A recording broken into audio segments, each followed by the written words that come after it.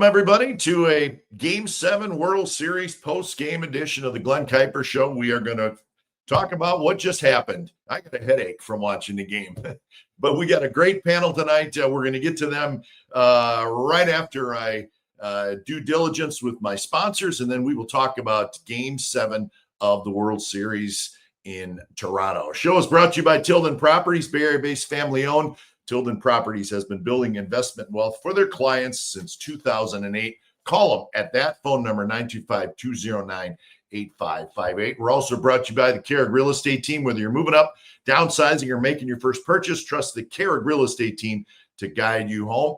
And we are brought to you also by Valone Insurance. Save big money on your property insurance by calling Kyle or Ron at Valone Insurance, 925-433. That's 8271. All right, we got to get to it. And I got a couple of awesome guys. They got great YouTube shows. We're all in this together tonight.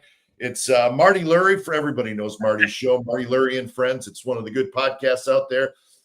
Marty's joining me, and also Eric Romo, Giant Sports Talk Live. You guys both have terrific audiences. In fact, tonight you can see this show on all three of our YouTube channels. So Glen Kuiper Show, Giant Sports Talk Live, and Marty Lurie and Friends. Gentlemen, where do we start? Dodgers win the World Series. I'll just throw this out there, and then we'll kind of go through this game because there's a lot to talk about. But really, if you look at what happened in this game, gentlemen, this is how the Dodgers won many of their games. We saw them do this to the Giants a lot. Fall behind early, but you always felt like they were going to come back. And then when you look at your scorecard, they score in the 6th, they score in the 8th, they score in the 9th, they score in the 11th, and they win the game. And tonight, they win the World Series. Marty, what are your thoughts? Yeah, well, it comes down to one thing. It was a great playoff the whole month of October. It really, really was fun. And the World Series lived up to it. I mean, this was a classic World Series. And I've seen a lot of them. And I've read about even more of them. And this one is right up there, especially this game for, a Game 7 for what it was. Toronto was terrific. Terrific. The whole series. They played great. The Dodgers had the 1 week layoff, and they never got the bats going, really. But when it had to happen, it happened. And that one stat, and I've mentioned, Glenn, to you and to Eric, if you out-homer the other team, you generally win. And the Dodgers out-homered Toronto tonight, and they got these clutch home runs to get it done. But I love Toronto. I love what they did. I love the way they play. I love the fans. It was unfortunate that they didn't have the closer, that Jeff Hoffman was shaky the whole playoff for them. And they ended up giving up the home run to Rojas in a ball that he hung in the 9th inning to tie it up. And Will Smith, who is like Posey, he's Posey-like, the way he swings the bat. And he comes up with the home run in the 11th inning to put them ahead 5-4. But I think when I look at the box score of this game, because let's face it, it is Game 7, Toronto left 14 on base. Now, of course, it's 11 innings, but 14 on base. Runners in scoring position, 3 for 17. 3 for 17. And that was the difference for me. I mean, they had it all night long. They had stuff going for them all night long. Ohtani had very little tonight. Dave Roberts, who's been criticized a million times for the way he handles the bullpen, left him in there. For if we text friends and you talk to people during the game, everyone's saying, get him out. And really after one inning, and certainly after 2 innings, and he gave up the 3-run homer to Bichette, which Toronto tried to ride to victory. So Dodger pitching was pieced together after that. I thought Snell threw very well tonight. But the guy is, and I assume he'll be the MVP of the World Series. I haven't seen who got picked yet. But Yamamoto, who comes in for 2 fabulous starts, gets the win, and, of course, gets the win here in this game here. So that's 3 wins in the World Series, I think, for Yamamoto. And that doesn't happen that often. So great World Series. Dodgers are outplayed for just about all of it. But when the money was on the line and Toronto had to get a run in that 18-inning game and tonight to hold on to the lead, they couldn't get it done. And that's baseball. That's baseball. Oh, Marty, you hit on it. I mean, this entire postseason has just been absolutely incredible. You saw everything. I mean, how many times after a game, first time in postseason history, first time in World Series history? I don't know how many of those stats that I saw, but I'll tell you what, there's 2 points I want to make. People, we'll talk about Dave Roberts, right? Everyone says, he's not that good of a manager, but you know what he did the last 2 games? He went with his gut and he threw out Miguel Rojas to go out there to play second base because he believed in the guy. And look at this. The one guy you would never thought would come through in a big moment crushes a hanging off speed, hits it over the left field fence. And next thing you know, there it is. It's tied 4-4. And now we're going into freaking extras. I shouldn't say extras, but the bottom of the ninth. I mean, who would have saw that? And here's another thing. And Marty, you've talked about this, right? Dave Roberts did not trust his bullpen. And to an extent, he still didn't. In Game 7 of the World Series, he went to one reliever, Wroblewski. The guy he wasn't in anywhere of where I thought of him coming in as far as the lefty coming out of the pen. But he went to Wroblewski. And then after that, it was the flurry of starters. It was Snell. It was Sheehan did sneak in. Oh yeah, there. Sheehan. I forgot. Sheehan did sneak in there. Well taken. Of the 11 innings that were pitched tonight, the actual bullpen was Wroblewski for an inning in the third, and then Sheehan. I forgot about Sheehan. So for 2 1/3 innings of 11 was just the bullpen. And you're right. I forgot. I should have mentioned that. Dodger bullpen was an iceberg with the Titanic coming every single game. And they got away with it, and they won 4 out of 7 and won the World Series. And in Bill Mazeroski-like fashion to get it done. So, it was a great game. I'd say this is probably one of the more tense World Series games I've ever seen in my life. Mm-hmm. I really mean that. And, I saw absolutely. I was there, not there, but I was aware of the Mazeroski home run and, the Yankees coming back from 3-1 down against the Braves in the 50s. And the Yankees always beating the Dodgers and, Game 7s, all this kind of stuff. But this one was a classic game. Had everything. So the Dodgers win their 9th World Series, 2nd in a row, of course, and absolute dramatic fashion. So, guys, I kind of wanted to go through the game, not necessarily inning by inning, but get your thoughts on some of the key points in the game. I have my scorecard in front of me. But before we do that, my final thoughts, if you think about this, guys, think about the defense that the Dodgers played in Game 6 and Game 7. It won them the World Series. Yeah. Hernandez play last night, the play in center field, with the bases loaded, the Rojas play at second base when he got the out at home. I mean, those were not easy plays. And, they were made at the time in the game where they absolutely had to be made or where they lose the game. And you have to give the Dodgers a lot of credit because I think Marty said it right. When the chips were absolutely down, they came through. And that's what makes them a great team. You never, ever, ever could count them out. So anyway, so let's kind of shoot through this. So like you guys talked about, Ohtani was not real sharp, I didn't think. I thought you could tell early, guys, that, the breaking ball wasn't great. Pitching on 3 days rest. He pitched Game 4 on Tuesday, gets Wednesday, Thursday, Friday off. I was a little surprised that they started him on 3 days rest because he's never done that before.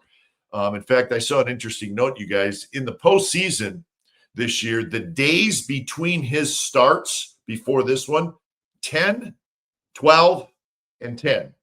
Woo. Yeah, so he's had, plenty of time in between starts, just the way it kind of worked out. Not tonight. He didn't really look sharp. As Marty pointed out, maybe a little surprised they sent him back out for the third, and then Bichette got got to him. But I thought early on, guys, you could just tell that he wasn't quite as sharp as we've seen him, especially with the splitter and the breaking ball. Yeah. Did you see when he was on the mound? It looked like he was pitching in the 6th inning. He was sweating. You could see it in his face. Yeah. No. How about the catch by Pajes? I mean, just boil down the game to that. When that ball was hit, first of all, Kiki, the outfit, we said this, Eric and Glenn, when we did the preview of the World Series last week, that the Dodger outfield defense was, in the middle, it was okay, but the corners were going to kill you. Balls are going to go in the gap, and Hernandez can't get to a ball and all that. Kiki it looked like Dwight Clark, going back, or Willie Mays. I mean, it looked like there's no chance for Kiki to catch that ball. No chance. And Pajes, who will run over anybody, he will do it. He will run over the left fielder, the right fielder, the shortstop. It does not matter. He is the classic, I'm going to get the ball and get out of my way. And he went and got the ball and saved the game. And of the one moment of this game that I'm going to remember, I tell you, because this game was over, and Pajes made that incredible catch. It was like the Willie Mays, the Bonds, that picture of Willie and Bobby Bonds. Mm-hmm. What was it, Candlestick? I forget where it was, but the two of them, right center, right, were like entwined with each other. Pajes saved the game. He saved the game today. All right. Well, Eric, since Marty just jumped ahead to the 9th inning. There's a lot that happened before that, but that's what we were going to get to. I keep thinking about that. Yeah, that was absolutely it. But Bichette got the big home run. Man, can that guy hit or what? I give him a lot of credit. He and Springer were banged up. And listen, those guys, let's give those two guys credit, because in regular season, I don't think they're out there. But terrific players, and man, you don't see Bichette a lot because he's in the American League, but he can really hit. He's going to get a lot of money. What about the future of Bichette? How about his future here? I mean, everyone on the chat, we talk about it. Everyone loves Bichette. We've talked about it. Free agent, got the sprained knee, which of course is going to be okay. But boy, he showed me he can hit. He can handle the bat. And, the year before last, he didn't handle the bat very well. Remember, he had a sort of a bad last year. I mean, I think he led the major league in hits, if I'm not mistaken. But he's a free agent. And if you're thinking Giants, heck, why not? Why not? Wouldn't Bichette fit in nicely for the Giants? Absolutely. Yeah. Top of the order guy too, right? Top of the order hitter. Yeah. No, he's a terrific hitter. I mean, he led the Blue Jays in RBIs. He did. 94, and he missed, most of the month of September. So not only is he a real good average hitter, but he's a major run producer. So yeah, he's going to get a lot of money from somebody. Maybe it would be the Giants. I don't know, but I mean, he's not an old player at all. I mean, that's a $200 million guy. I don't think there's any question about that. Maybe more. I do. And it sucked in that first inning, right? We're talking about Bichette. He was at second base. If he didn't have that cranky knee, I think that's a run on the board for the Toronto Blue Jays. Yeah. Well, you had to put up with that, Yeah. And look, once again, and as we go through this game, Schneider pinch runs for these guys, and he takes his guys out of the game. And of course, you don't think Hoffman's going to give up a home run in the ninth inning to tie it up. But here you got Straw in the game again. You got Schneider in the game again. Isaiah kind of Falefa's in the game again. Yeah. Falefa pinch ran in the bottom of the ninth. Yeah. And I thought maybe it was too early. This is what happened with Art Howe and Jeremy Giambi. And Terrence Long hit the ball, and Jeter made the flip to the plate to get Jeremy. Everyone said, Art, you should have pinch run for Jeremy. And Art says, yeah, I would have if he got the second. And it's tough to pinch run for a guy at first base if it's not the winning run, so to speak. And he took Bichette out of the game early. and put Kiner Paluffa in to run. I don't know, man. I mean, that's you like that. Absolutely, you got a pinch run from there. You're down 5-4 in the bottom of the 9th inning. He's not going first to third. He's not beating out a throw to second. He's not scoring from second. He's not, I think you got to get him out of there at first base. I think he did the right thing. You hate to do it, but it bit him again. Series. I mean, yeah, it bit him in the 18-inning game, and it got him again in this one because he ended up in extra innings. But you're right. Yeah. If you do get a hit, it is first to third, and if you hit a ball off the wall, he's got to score from first. But that was the dilemma they had with Terrence Long in that situation. The Blue Jays play. I mean, you think about, we're talking about the Dodgers defense, which I think won the game. But you think about the top of the 4th inning when Varsho made the diving play in center field on the sacrifice fly. That would have, if he doesn't catch that, it's 2 runs, and it may go past him. It may be 3 runs, and then Vlad made a nice play at first. He made 3. So the Blue Jays, their defense was pretty good too tonight, and it could have been a lot worse. It was good the whole later in the game. Yeah, Jimenez played great. It's another guy. Boy, I love the way this kid plays. But I thought I'm glad you brought up the Varsho one. If he trapped it and caught it on that short hop, we would have had the outfield double play again. That's true. We would have. Because nobody. You were right on that. You were right on that rule, Marty. I was wrong. Yeah. Well, I mean, if I'm wrong, I'm going to say I was incorrect on the rule. No, but we would have had. But Varsho trapped it, and everyone was standing there. That's true. Right. No one, and he could have just thrown it in, get the force at second, and gone to first for the out as well, and it could have been crazy. So Varsho did make a great play. Yeah. He did. Hey, what did you guys think about? And I want both your thoughts on this. What did you guys think about? When the bench is cleared and Jimenez got hit by the pitch. I thought that was sort of on him. I didn't like what he did. And the second one, I didn't like it was he tried to stick his hand out on the second one, and then he gets hit on the next pitch, and he's pissed at the pitcher. And I thought that was kind of lame on his part. What did you guys think? Because he clearly, the pitch before he tried, or maybe it was 2 pitches before, he tried to stick his hand out and get hit, which is fine. You're trying to get on base, do anything. But then when you do get hit and you start barking and you're yelling at the pitcher, and the pitcher's like, "What are you doing, dude?"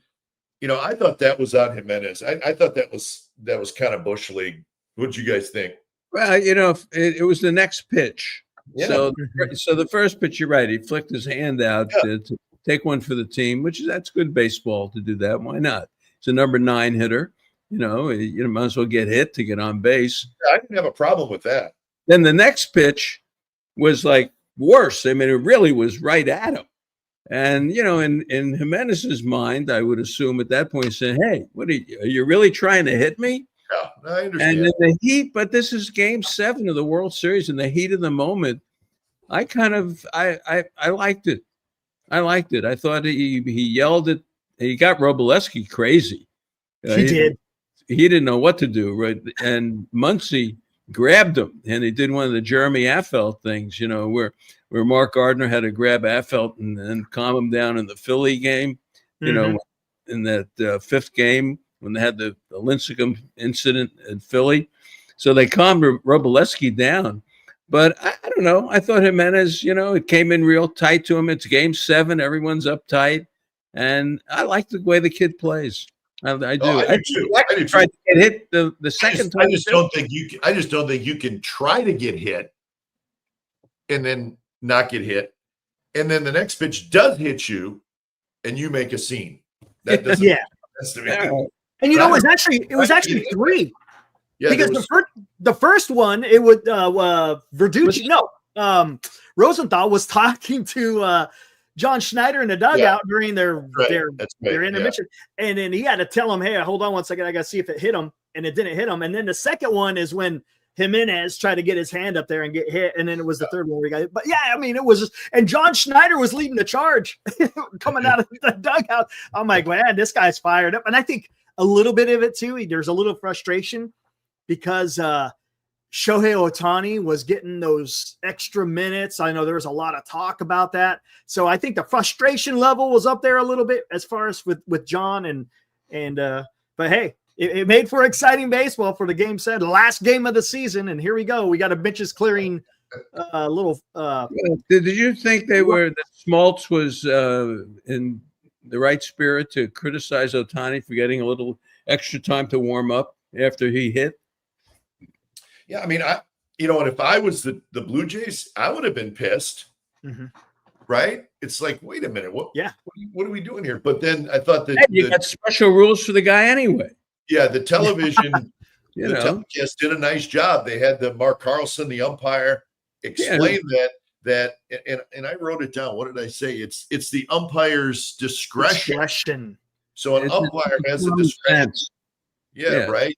To me, it's like, well, okay, so they do, they're allowing him to have, if he's, what did they say? If he's the third out on the bases, right?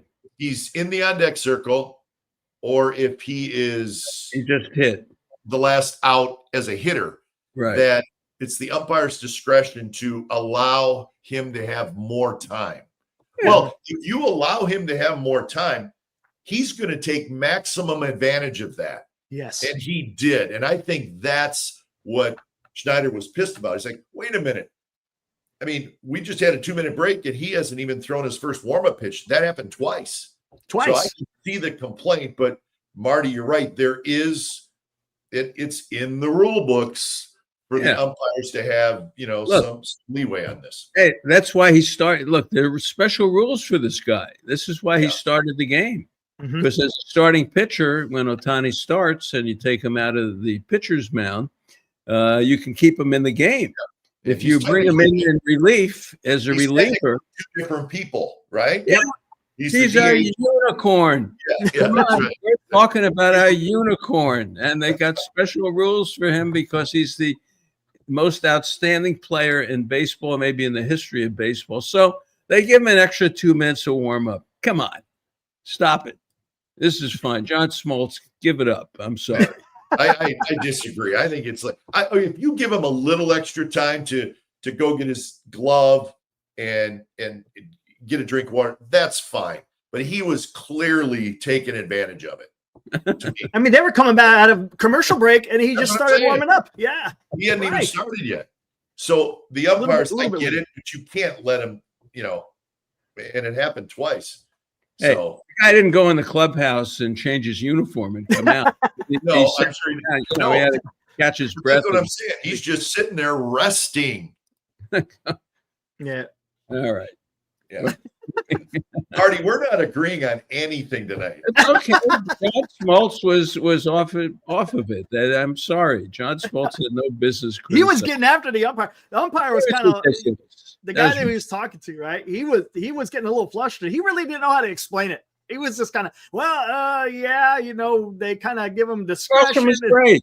Carlson was great. Said, and like Eddie Montague, he says, umpiring is half common sense. Mm. That's half the job of being an umpire, is just using your own common sense. So that was all right. But Ohtani gets knocked out. I mean, they rolled the dice with him and they knocked him out. And then they went to the reliever. Yeah. And Glasnow, I thought, did a pretty good job. Glasnow was okay. He did a good job. And what did you think of your Savage tonight when they went to him? Did they go to him too early? They did. I think. I don't like. Well, now it's all Right. Hindsight's 2020, right? I mean, geez, the kid is nasty, right? Would leaving him out there in the 9th inning have been terrible, or he took him out in the 8th? Yeah. I thought so. He came in to start the 7th, okay, right, and he walks Ohtani. So this kid, right? He's probably a little, whoa. I'm coming out of the bullpen. We got a 4-2 lead. We're 9 outs away from so. But I thought He got Smith on a fly ball to center, and then he got the 3-6-3 double play. That was huge.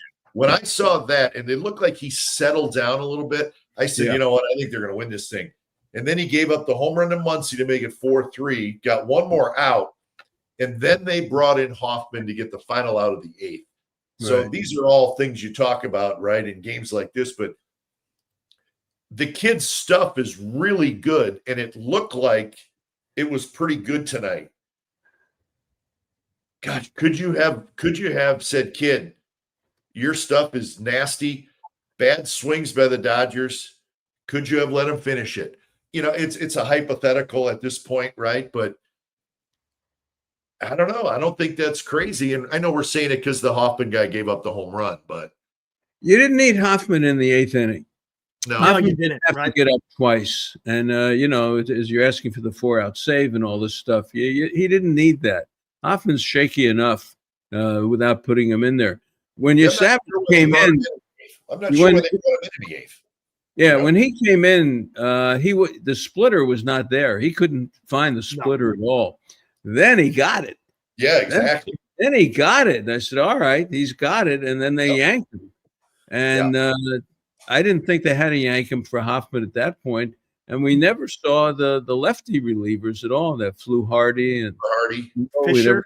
he could have maneuvered the pitching a little bit better, probably. But look, he nursed the lead.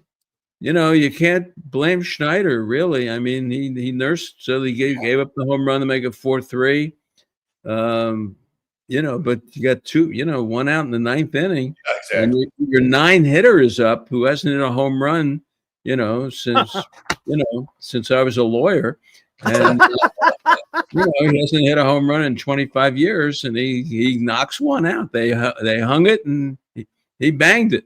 Yeah. And it's funny, he reached for it. It was, you know what I'm saying? It wasn't like he was putting both cheeks. He just kind of reached and put the ball to it, and there it went. You hang it, we bang it. It was a hanger, and it didn't do anything. It was going like this. Yeah. It was just spinning, and you could hear it saying, hit me, hit me, hit me. And he did. Yes. Unbelievable. I think when you look at the two managers, I thought they both did a pretty good job in this World Series. And Dave Roberts takes a lot of criticism, but I thought he did a pretty good job. Remember, he put Pages in there for defense. He did. Like, I think, did he put him in there? Like, that's when it happened. Oh yeah, yes. Clement, who hit the ball, when Clement came up to bat, he put Pages in because of his arm. Yes. He put Dean in. He eventually had his defense in there the way he likes it, but no, he had Pages in there, and great move. But I know you want to go through the innings, and let's do that a little bit. Who came up the most for Toronto with chances to do damage? Was it Kirk who came up a lot? Let's see. They had 3 for 17 with runners in scoring position. Well, they had the bases loaded in the 2nd with 2 outs. A man has struck out. Then they got the Bichette home run. But, and in keeping with that theme, Marty, the runners in scoring position, if you look at the scorecard, and this is, I think, what's really going to frustrate the Blue Jays forever. We've talked so much about them being a really good offensive team. Don't strike out a lot, put the ball in play. And a real good situational team, right? Do what they need to do. In the 6th inning, they had a run in, a runner at second, nobody out. And they didn't execute. They didn't move the runner at second up, didn't score. In the 8th inning, leadoff double. That's when Jimenez looked like he was good button, then he swung away, hit the line drive right at Muncy. Yep. But again, a runner at second, nobody out. Didn't score. 9th inning, bases loaded, 1 out, don't score. 11th inning, 1st and 3rd, 1 out, don't score. Game's over. Think about that. That's four shots where if you execute one of those, you win the game. Yeah. If you execute in the 6th inning, the 8th inning, or the 9th inning, you win the game. You win the World Series. Yep. And they so 4 legitimate shots. Eric and Marty, in the 6th, 8th, 9th, and 11th, where they just didn't execute, and it cost them the World Series. And how about Ernie Clement? Doesn't he have that Scooter-esque type swing? Yeah. It's just balanced. Good call. Right? A nice balanced swing. I like that kid. Unfortunately, he's not going to be a free agent for a while, but man, that kid is something.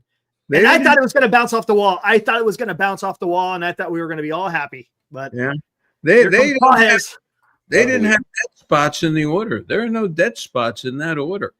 No. Yeah, everybody in that order can do damage. I like watching them play. I did. I thought it was, I thought the Dodgers pitchers came up and did their job, and they got the big outs when they had to do it. But Toronto's a good team. They're very good. Marty, I think in this series, and this sounds bad because it sounds like I'm picking on a guy. You know who came up a lot with big opportunities was Varsho. And Kirk, yeah. Varsho. Varsho, man. Didn't look great in the series either. Kirk's, he's a really good hitter, but I thought Kirk and Varsho neither had a great offensive series. And yeah, you nitpick. I mean, when you just lost a 7-game World Series and Game 7 was 11 innings and you lose 5-4, you can nitpick because there's so many different things that could have happened. But throughout the course of this series, I know Varsho hit a home run off Snell, and I think in Game 1, right? But there was a lot of opportunities for him, including the 9th inning. He hit the ball that Rojas backed up and caught and threw home. Bases were loaded with one out. How about that play? That was so close.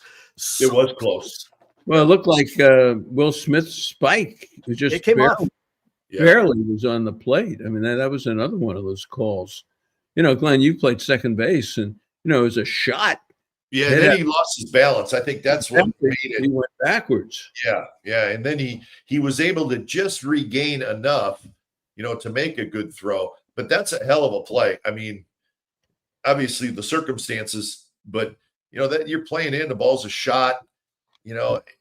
Gosh, it's you just hate it for the Blue Jays because they're going to think about the stuff us three are talking about, guys. We're going to forget about this in a couple days. Blue Jays players, coaches, fans, they're never going to forget about this stuff. Yeah. And that's what sucks. You feel bad for them, but you have to tip your cap to the Dodgers. They're terrific. They play, and they just don't quit. And Marty, you said it best. When they absolutely have the chips are down, they're so good that they just come through. Well, look, Scherzer was terrific. Yeah. Scherzer gave the Blue Jays everything they wanted tonight. Yeah. When he left the game, I mean, his stuff was great. It was Verlander-like. It was one of those starts where you go, wow, that's the old Scherzer again. Yeah. He really was good. But the big pitchers, I mean, Yamamoto, like you said, the starters. Snell, I thought threw nice and smooth. I thought he looked better tonight than he did in his other starts.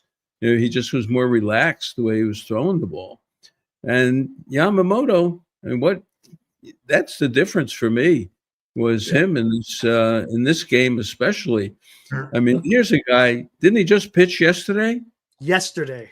Yeah, he threw 96 pitches yesterday. Come on, how many? I don't know how many he threw today. I didn't 35, look, something like that. Yeah.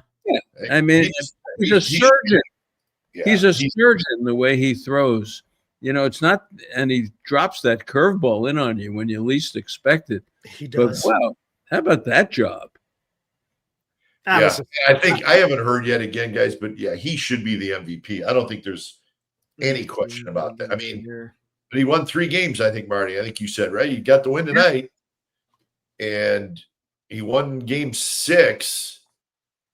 Yeah, he had 2 complete games, right? Yeah, so he won 3 games in the World Series. Last guy to win 3 in a World Series was it Mickey Lolich? Does it go back that far? Oh, really? Does anyone? Yeah, he got the. I'm sorry. He did earn the. Yeah, well, he earned it. I mean, absolutely. There wasn't really a Dodger hitter who just went off in this series, so I don't think There's No. any question that he deserves it. I mean, And this is You know John Morosi. Here is Yamamoto, 2025 MVP, 2024, 2025 World Series champion, WBC gold, Japan Series champion. He's got all the accolades. I should say. Surgeon. remember when he came out of Japan, I know everybody loved him, right? I mean, the Giants scouted him heavily, but the deal is this guy's awesome, and that's why you got a 12-year contract. 12-year contract. He may not pitch that whole time, but you know what? His first 2 years with the Dodgers, he's helped them win a World Series. So that money's probably worth it, even though it's a very long contract and there's 10 years left on it. But who cares? You just got 2 World Series, and the last one was because of this guy. Look, he didn't walk anybody, right? He did hit someone tonight. Yeah, he hit Kirk. That's when the bases were loaded. Oh. Yeah, well, that's the first guy he faced. Kirk was the first guy he faced, right? Wait, no, second guy. The first guy he walked, right? Or was it I can't remember. No. Was he the first guy? I thought he was the second. No. You know what? Snell came in the 8th inning, you guys, with the lead. Clement had the leadoff double. And Snell, the first hitter Snell faced was Jimenez when he pulled the bat back and lined to Muncy. Gotcha. And then Snell struck out Springer, and he struck out the Davis Schneider, the pinch hitter. Right. Mm-hmm. Snell goes back out there and gives a 1-out single to Bichette, and then he walks Barger. And then they take Snell out. And Kirk is the first hitter Yamamoto faces, and he hits him. Yeah. Okay. So then the bases are loaded. That's when Varsho hit the ground ball the second. Yep. And then the great catch. So crazy. Yeah. Boy. Chances, huh? Oh, man. You just, now that you kind of go over it, like the three of us are doing, you realize you're like, I mean, could you imagine, you guys? I mean, we all pull for the Giants, right? And we saw, 2002, the devastation, right? But could you imagine just going back over a game 7 that you lose 5-4 in 11 innings where you had all these chances to win the thing? Yes. Could you imagine how, oh my gosh, it would be, I don't want to say devastating because that's too. Well, it's the home run. Life that are devastating. The 9th inning. I mean, it's given up the home run in the 9th. I mean, come on. They were ready to, the champagne was coming out. I mean, this, to me, this was 1986 with Bob Stanley with the Red Sox. Red Sox? They were icing it? To win, they were going to beat the Mets in the World Series, and Bob Stanley threw a wild pitch.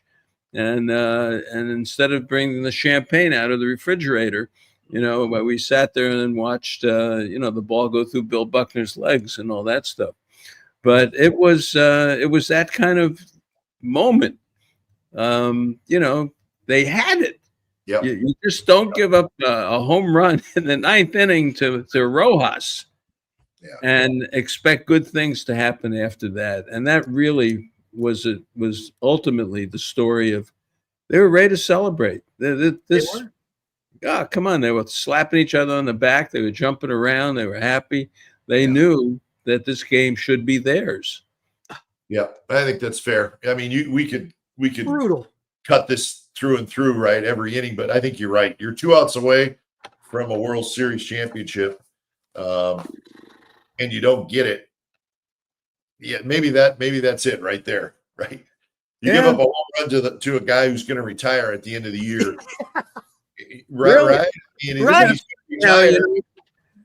Of all the stars and all the Hall of Famers and all the great people that we see in this game today, the one guy who changes the game is Miguel Rojas.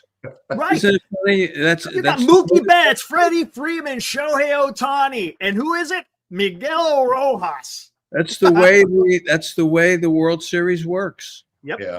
There's always someone who comes out of nowhere.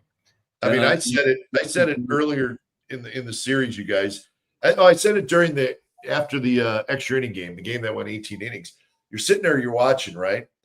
And my thought is every time a Dodger hitter came up in that lineup, I thought they were going to hit a home run. except for Miguel Rojas. Right? You're gonna tell me in extra innings at Dodger Stadium where a home run wins it. Ohtani, Smith, Freeman, Betts, Muncy, Hernandez, Edmund, Kike Hernandez. Are you not thinking that one of these guys is going to hit a home run? Right. And it was Freeman who did, but I was looking at Shohei Ohtani, who was in the on-deck circle when Rojas hit the home run. Can you believe that, you guys?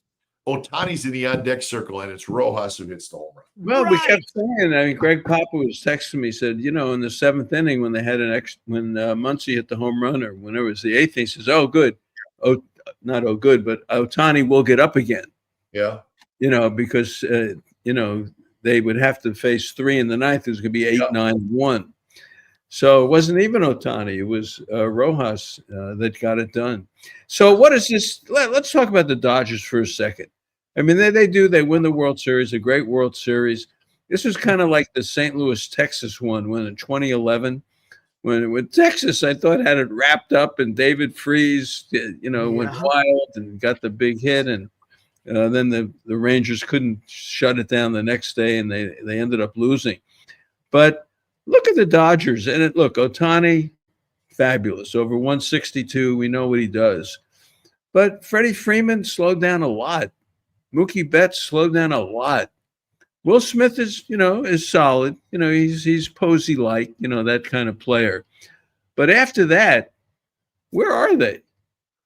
Really, where are they? I think for the Dodgers, this could be a last hurrah for this group. I really mean that. I don't know. I would not be surprised if they go out there and get Kyle Tucker and Murakami.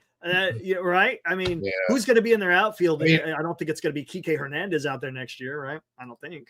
Well, you got Pa. Pa is a pretty good player. He was not good in the postseason, but no, he was 3 for 80. Yeah, he was. I know. Well, let me ask you this, Marty. Would you take him right now for the Giants? No, I would in a heartbeat. He drove in 90 runs. I know. Oh, he's terrific in the outfield.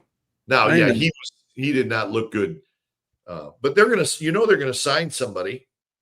I know, but the core guys to me, they got it done. They did. They got it done. But it was sort of despite those guys. I mean, look at Mookie. Come on. I mean, how bad year for him and a bad playoff for him, really. Yeah, and Freddie Freeman, he's going to run into his few. And, we talked about this. You think Freddie Freeman's a Hall of Famer? We had that discussion the other day. I don't know. I'd have to look a little closer. Yeah, that's a good question. He's a 3-time world champion now, right? My goodness. But I 350 home. I think your point is good, Marty. You're right. The Freeman, Betts, Muncy, those guys are in their mid-30s now. Will Smith's still, he's got a lot of years, but they got Yamamoto's young. Snell, I wouldn't say Snell's young, but he's not old. Snell's right in the middle of his career. Glasnow is right in the middle of his career. Ohtani's right in the middle of his career. So that's sort of their, to me, the core players. Some of them are getting a little bit older, but that pitching staff is, those starters are still right. Suzuki is another one. They'd have to deal with him. He's a young guy, So that is still there, and I think they will supplement. You watch; they'll start signing one or two of the younger guys. Like, is them signing Bo Bichette some crazy idea? You can tell me Bo Bichette wouldn't like to be in the Dodgers lineup and play second base? Absolutely. Yeah. Seriously. I mean, they will sign somebody like that this offseason. They'll sign a Tucker. Maybe Kyle Tucker. Yeah, they'll sign a Tucker or they'll sign a Bo Bichette. You watch. They'll make a big splash again. There's no other Japanese player, Murakami. Yeah, Murakami. Yeah. I mean, they will. I don't think there's any question that they will make at least one splash this offseason. Why wouldn't you if you're them? All right. Well, it's the Muncy, Teoscar, Mookie. They struggled. We saw them struggle a lot. Yeah. They got it done, and look, Muncy has got that swing. And when they need the home run, the guy came through and hit a home run. It was a big home run. Yeah. Big home run because it got everyone thinking again, hey, they're back in the game. Yeah, to me, they could easily sign an outfielder. Yep. Because they probably need an outfield. Edmonds a nice player. He moves around a little bit. But I could see them signing an outfielder. You could sign Tucker and play him in right. You could play Edmund in left, and you could sign a second basaman. That would not surprise me at all. All right. Not at all. When you win a World Series, we saw with the Giants when they won and Aubrey Huff was re-signed and people were re-signed. And maybe Toronto is motivated to re-sign Bichette. Maybe. Because of not winning the World Series, but obviously having a World Series kind of year. Maybe that brings him back. I don't know. Yeah, it's possible. They have plenty of money. Blue Jays, they have a high payroll already. I think they were fifth or sixth. Yeah, they were up there. They spent a lot in offseason. They got good revenue stream. The ownership, the Rogers Center, Rogers Company up in Toronto is like they're loaded. They own everything. Yeah. So there's plenty of money there. So yeah, maybe I'd like to see Bichette stay there. I'd like to see guys who come up with an organization stay there if it's possible. But to me, and the Dodgers don't need to address their starting rotation. That's locked down for a while. They can maybe go out there and they probably need a closer. So yeah, they're going to go do it because that's what the Dodgers do. They go out there and they get that stuff done. There's no doubt about it. Do you guys think they ruined baseball by winning this? Oh, here we go. This is I know. I already see it in the chat, talking about, yeah, I don't endless cash. It's the way the rules are right now. There's no cap. You have a little bit of a penalty for going over to CBT, but Guggenheim's okay with paying that stuff. They don't care. They're winning championships. Yeah. You know what? If I saw a note today, you guys, on this, Marty, tell me what you think. Even with the Dodgers winning this World Series, there's still been 9 different World Series winners in the last 12 years. Yeah. Wow. Well, this is the first back-to-back. Yeah. Right. Since nine different World Series winners in the last 12 years. Yeah. Wow. That's incredible. I'm not saying the league is full of parity. I'm not saying that. And there's clearly the Dodgers and sort of everybody else. But, the Mets spent more money than anybody, and they didn't even make the postseason. Nope. And other teams are winning World Series, right? But, I would also say that most of the teams, if we look back, that have won the World Series in the last 12 to 15 years, they're probably all in the top 15, in the top half. Mm-hmm. I would guess that. Yeah, starting, what the Dodgers are doing, they're cornering the Japanese market. Yeah. So, and these Japanese players that are coming over are good. Yamamoto, obviously, Ohtani and Sasaki, these players can play. And they have that steady stream of players come, not just free agents here, which they can attract as well, but they do it internationally. So does it ruin baseball? I just think you have to compete with them. Yeah. Right. You do. It's 162. It's not a 17 or 18 game season. So over 162, you develop your team like Toronto. You learn how to play ball. You put the ball in play. You don't strike out all the time. And you build your pitching staff and all that. And that's the way you do it. And it's evaluation. The Giants have a ton of things to do. Ton of things. I know our cookie dough guy wants to talk about the press conference. Here we go. It was great. I think, Buster's got a friend. They talk, as I said to Larry the other night on KMBR, Buster hired someone. They both have their parents. They talk about their fathers and their mothers. It's like they're brothers in a way. Mm-hmm. And Buster got the guy. And Glenn, you've said this for 2 months now.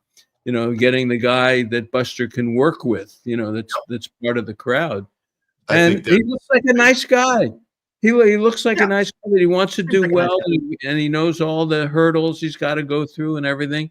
Now he's signed, okay, and Buster's got his guy. They can have fun together. And now the question is, who are the coaches? That's the real question. I think that's a huge question. And I was at the press conference. I mean, he's really sharp, and I have a lot of confidence in Buster because he's a very, very sharp guy. Posey is, Yeah, and I don't think he's going to go out on a limb like he's doing without feeling pretty confident about Vitello. yeah. There's Good some point. charisma there. There's some moxie there. I think you're going to see that. And would it be so awful if the team showed a little cockiness and a little confidence on the field? And you know what? Maybe they rub some of the other teams wrong. Yeah. Who No, cares? it's also- Right? Yeah. And I think they need a little bit of that. I want to see a little bit of that. Make Well, them that's- fun and interesting. And I think this guy could do that. I don't think he's going to outwardly come in and say, all right, we're gonna mess with teams, and we're gonna. That's not it. But there's got to be a little moxie and a little charisma and a little confidence in your dugout, and I think this guy could bring that to this team. I do. Yeah, I think so. I think he does, and I think it's fun. He's got a good attitude, and Buster said something I've said for years: stop this fraternizing before the game. I want Frank Robinson back. I want you. Don't do that. You don't shake hands. Adamas throws a party for everyone who gets to see, base. and Buster Posey should have known that. That's who Adamas is. So if he was wanting to be more of a gritty team, he doesn't look. That's not exactly the guy. Fly anymore. So I like it. As I said, it gives Buster a contemporary. It's not Bochy. It's not Bob Melvin. It's not Felipe. It's not Dusty. It's someone in his group that he can relate to and have fun with. And like I say, they have families, whatever. They can get to know each other. So I like it. How about this? Now you got to win. That's the whole thing. And here's the thing. John Shea had an article come out today. I don't know if you guys saw it. Talked to Greg Johnson. Sounds like they, Buster Posey talked about it. It is the end of season presser talking about pitching. Well, it sounds like they're not going to spend a whole lot of money on pitching because John Shea asked him, are you willing to spend $100 million plus on a starting pitcher? And he pretty much said, no, we really don't want to do that. So it makes me wonder, how the Giants are going to navigate this offseason, because if you want to concentrate on starting pitching, either it's going to be a big trade involving maybe one Bryce Eldridge, or the guys that you need to get is going to cost you more than $100 million. So it's going to be interesting how Buster Posey puts a team together so that Tony Vitello could have the better success. Because otherwise, you don't want to put everything on Tony Vitello's leadership, which is important. I'm not saying it's not important. But if you're putting everything on Vitello to sit there and say, hey, make our team better without getting said good players, it's going to be tough. Yeah, I'm going to make a prediction here, you guys. I think that they will make a very significant trade, because there's some starting pitchers that you can get under control. Yeah.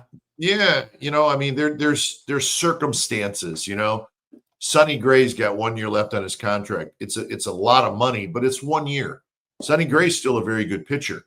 The Cardinals, they don't want to pay him $28, $29, $30 million a year. But my point is, it's 1 year. It's not like some 4-year deal that you're picking up. I think the Cardinals, if you said, yeah, we'll pay that contract for 1 year, I think the Cardinals would almost give them to you. Guys, I'm just saying, I think that they'll make at least one fairly significant trade. And I think they'll dabble in that free agent market, but it's got to be, the right guy. And is there a right guy out there? Is Framber Valdez the guy you want for $150 million? Who knows, right? You've got to develop pitching. And they had a lot of pitchers that they could have developed and sort of fell apart. Now they got to go back to the drawing board for this. But they need the young guy. They need an infusion of young talent. The Dakota Jordans, or the guys in the minor leagues who we hear about all the time. they've got to work their way up and become a factor now and play ball the way he likes to play ball and go first to third and hit the ball, put it in play, and, do all the things that he likes to do. So let's see what happens. The ball's in Buster's court. I think it's more than a 1-year deal to get him up to speed. I think it's going to take him a year to figure out the major league game and how it works. And a lot of it depends on the coaches. It really does. Because, the leadership, his hands are full. He's got to deal with the media. He's got to deal with you and me. Come on. He's got to answer our questions all the time. And he's got to run a ball game and answer things after the game. And the coaches are the ones who will really have more of the direct contact with the players implementing his ideas. Yeah, I think they will spend a lot of time on choosing this coaching staff because they know how important it's going to be, and that's a good thing. And no, I don't. Do you have any predictions on anything? Do you have any predictions? No, I don't. I've sniffed around a little bit, Marty, but I know that what is it? What's the guy's name? Tingler. Chase Tingler. They're friends. Right? They're friends, but he was a manager. He managed the Padres for a couple years. Yeah. He was the bench coach for Minnesota, correct? Somewhere. He's with the Twins now. Yeah. But I think that's the kind of guy, like somebody who's managed, but still somebody who's I don't want to say younger, but I guess maybe that's it because I think that's what they would like. But I don't think they're adverse to maybe somebody that's been around a long time and has a lot of moxie in the dugout and that type of thing. But the staff is going to be very important. And listen, they're very well aware of that. And I think that they're going to take their time and put this staff together and give Vitale the best chance to succeed. But Marty's right. He's got a lot to learn. He knows that. He's not coming in here making some bravado statements about how we're going to win it all. He knows it. He's smart. He's a hard worker, and he'll get after it. And I think when it's all said and done, I think this will be very successful. I really do. He seems like a decent guy. See, that's part of it. As Woe has always told me, he says, look, show me the man first, then the player. Yeah, that's exactly right. And what I see in the man, I like him. I like the way he talks. I like the way he answers questions. I like the way he makes eye contact. He obviously learned some Giants history that he threw out there, made everyone feel better. I think he's got all those characteristics.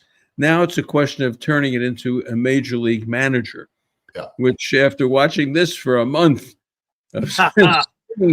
Schneider, age about 50 years, watching him in the dugout, and Dave Roberts and everyone else, and Pat Murphy, and this whole Aaron Boone and everything. This is a tough job running a ball club. This is not a piece of cake. And what's funny? Down to the winning of the World Series.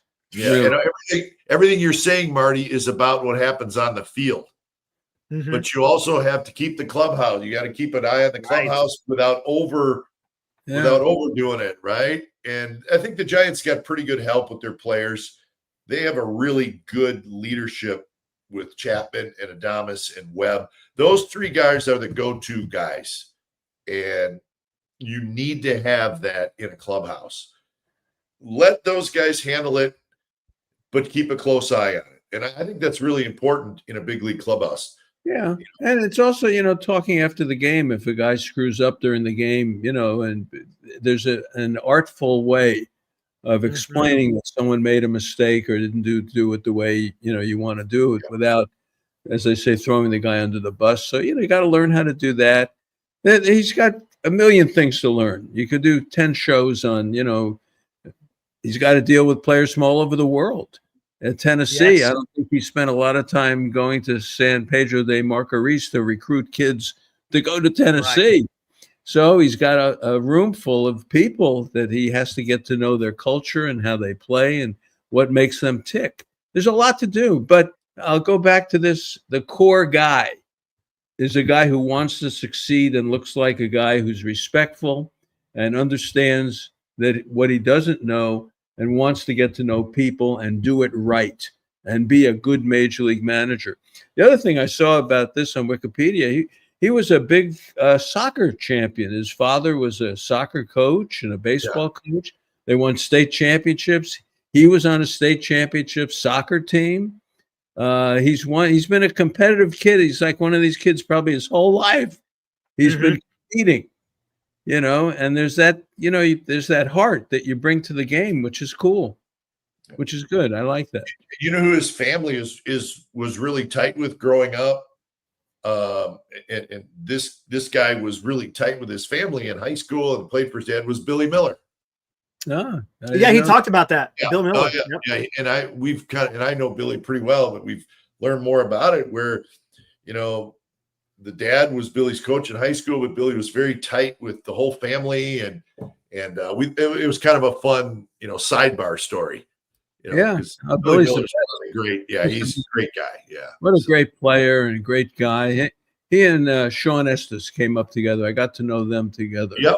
When they first came up. I've known them 30 years, by now. What was Tony Vitello's connection to Salinas? I didn't quite understand. He played and coached for them. For who? Yeah, it was a wooden Salinas. What are they called? Packers. I think. Was that a professional baseball team? No, I think it was help me out. Independent. I think it was independent. Summer college baseball. Got it. Okay. League, I think. Got it. Okay. I think at one time they were affiliated with the Chicago White Sox way back really? in the late 90s, maybe early 2000s. I was just looking on Wikipedia. Let's end this, and I got a good one for you guys. Speaking of relationships. So you know how we've been reading about Vitello, right? And all the people kind of in his life. And the name Tim Jameson has come up a lot, right? Tim Jameson was the head baseball coach at the University of Missouri, where Vitello played, but then also coached under Tim Jameson for a long, long time. And then he went to Arkansas, I think, and then he went to Tennessee. Yeah. So Tim Jameson is a very, very well-known, well-respected college baseball coach at the University of Missouri. Tim Jameson was an assistant coach with me as a player at the University of New Orleans for 2 years. No kidding. Yes. Wow. He went to the University of New Orleans, Tim Jameson did, and he played there. And then right when he was done playing, he was finishing college, I believe. And so he was a graduate assistant at the University of New Orleans. That's where I went for 2 years to play baseball. And gosh, we used to play pickup basketball games with Timmy Jameson. And we used to, and I was like, wait a minute. That's incredible. He was my coach in 1984 and 1985. And now I remember he did go to the University of Missouri and he became a pretty big deal. And so that was Vitello's college coach. It was also my college coach, but I'm much older than Vitello. So when I get a chance that to him. You know what it shows us? We've been around a while. Yeah. Which is good. In baseball, fun. it's good because you see a lot and it helps you evaluate players and situations. Baseball needs that kind of evaluation and people who are evaluators like that. It's good. That's a nice connection.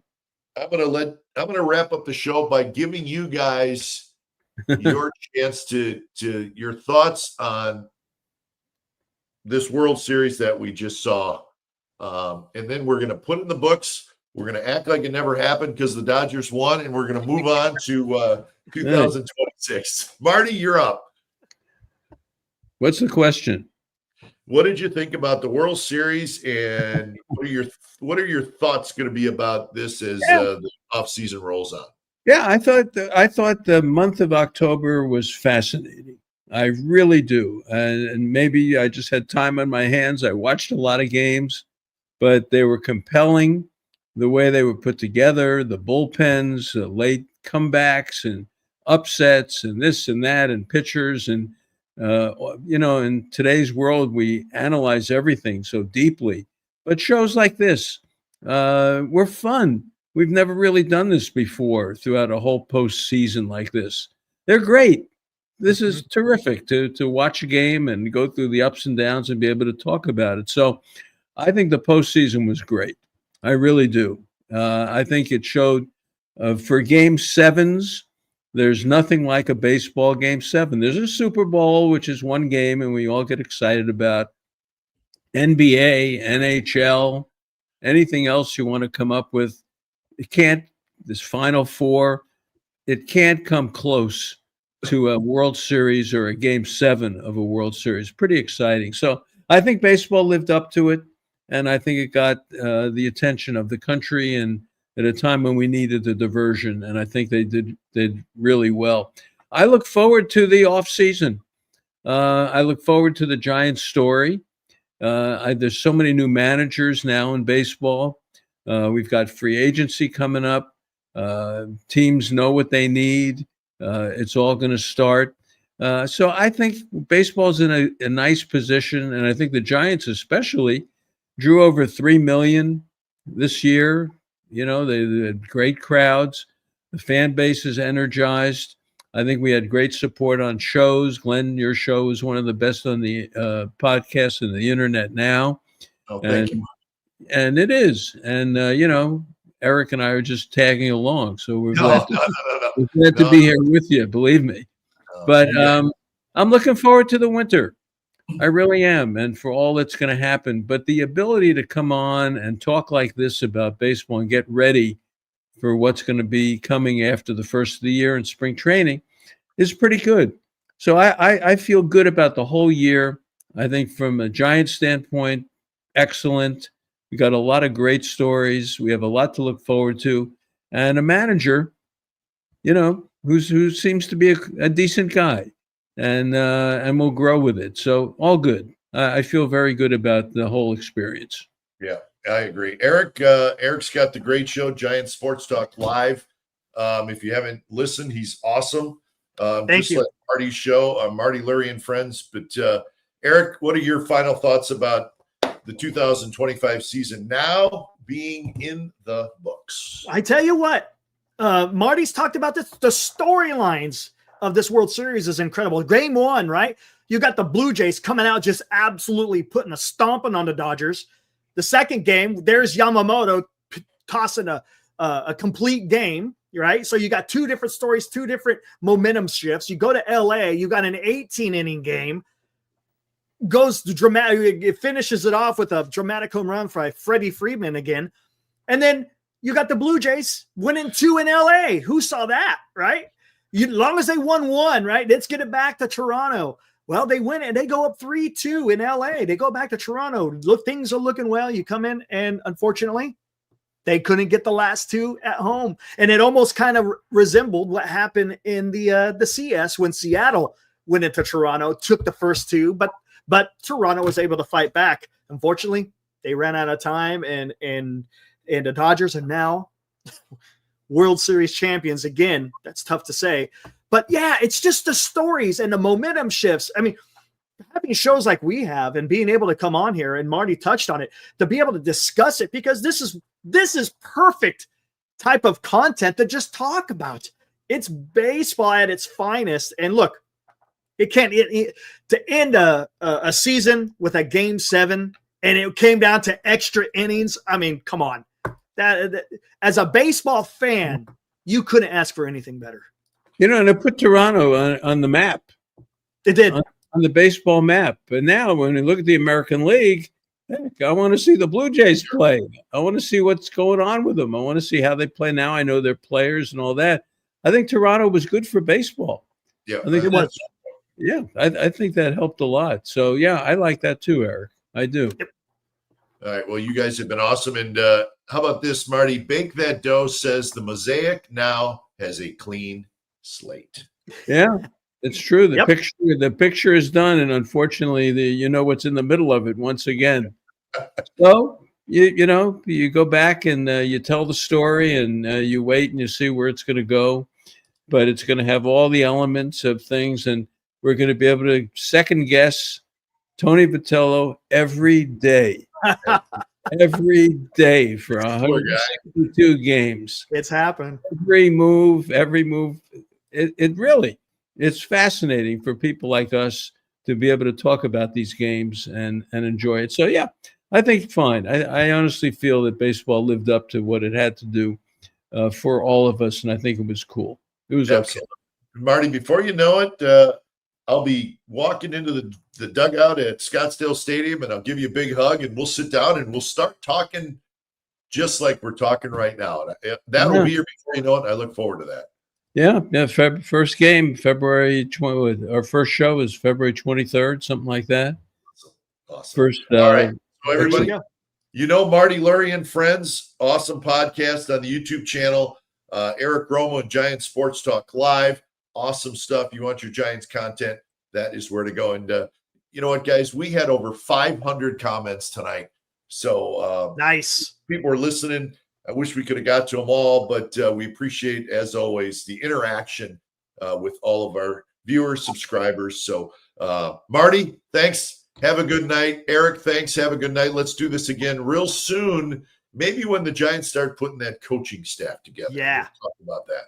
And that Ohtani, get him out of the dugout. I don't want him sitting there for 2 extra minutes. I don't go. I can't believe you were okay with that, Marty. That hurts. That hurts. All right, you guys, have a good one. We'll talk soon. And thanks for putting it all together. And I'm glad everybody could see it on all of our YouTube channels. So yes. All right. Thank you again. See you, buddy. Thanks, Love man. You guys. Take care. All right. So two of the best. Love Marty, love Eric. They do a great job. Make sure you check out both their shows. Eric Romo is Giants Sports Talk Live. And, of course, Marty Lurie is Marty Lurie and Friends. So that's it, folks. The baseball season has come to a close.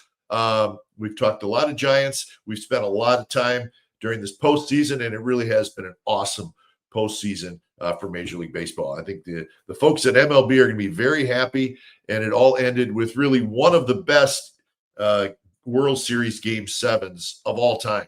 And there's been some great ones, but this one will be right near the top. And it is the Dodgers, who are the world champions for 2025. And before you know it, the 2026 season will be upon us. But we got lots of Glen Kuiper shows to go. We're going to spend the offseason talking about the Giants, talking about baseball. We're going to talk about the NFL. We got some interesting ideas that we're going to throw out there to you folks. See what you think about that. And as I put out on my Twitter account, my X account, we have gone over 8,000 subscribers in 6 months. And that's just a huge thank you to all the subscribers out there, really. And I mean that. Couldn't do this show without you guys.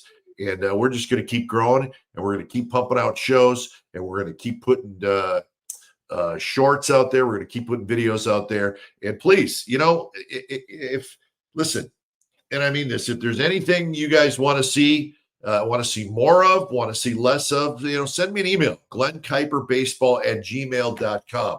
I got no problem with that. So anyways, good show tonight. Baseball season's over, and we're moving on into the off season. So that's it for tonight's show. And as always, tonight's show is brought to you by the good folks at Tilden Properties. Again, they are Bay Area-based, family-owned, and Tilden Properties has been building investment wealth for their clients since 2008. They do it by putting your money in California's multi-family real estate. So check out tildenproperties.com. And we're also brought to you by the Carrick Real Estate Team. Since 1978, they've been helping families buy and sell homes across the Bay Area with a legacy of client-first service. In fact, you can contact Mike Carrick today for a free home sale or purchase consultation. Call 925-548-4132. And we're also brought to you by Valone Insurance. Are you tired of being overcharged on your property insurance? Valone Insurance has multiple options for your home and landlord properties. Call Kyle or Ron at Valone Insurance, 925-433-8227. That is it for tonight's show. It's been a long one, but it's been a good one as the Dodgers win the 2025 World Series. Thanks for joining us, everybody. We'll see you for the next edition of the Glen Kuiper Show right here on YouTube.